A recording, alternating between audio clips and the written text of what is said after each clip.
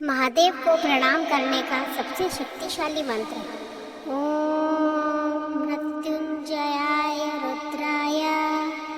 इसका अर्थ होता है मृत्यु को जीतने वाले रुद्र को प्रणाम। नीलकंठाय शंभवे, इसका अर्थ है नीलकंठधारी और कल्याणकारी शिव को नमन।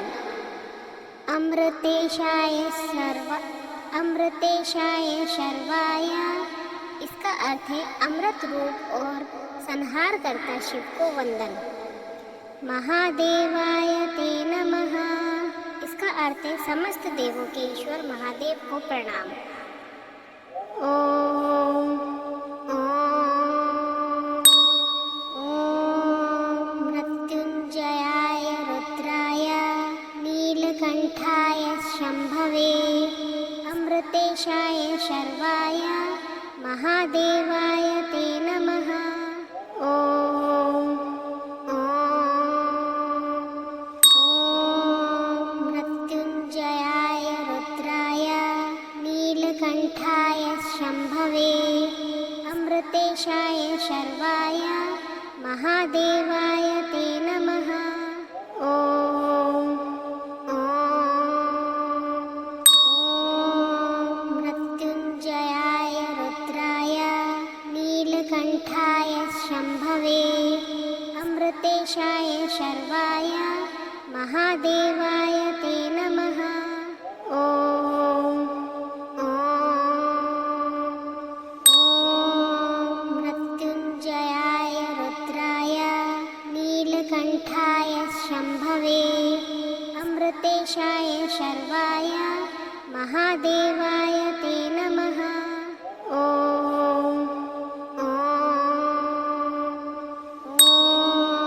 मृत्युंजयाय रुद्राय नीलकंठाय शंभवे अमृतेशाय शर्वाय महादेवाय ते नमः।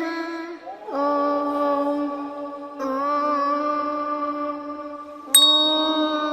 मृत्युंजयाय रुद्राय नीलकंठाय शंभवे अमृतेशाय शर्वाय महादेवाय ते नमः। ओम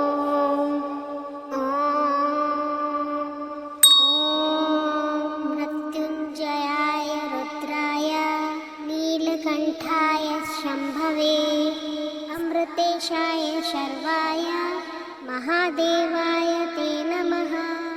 ओम मृत्युंजयाय रुद्राय नीलकंठाय शंभवे अमृतेशाय शर्वाय महादेवाय ते नमः।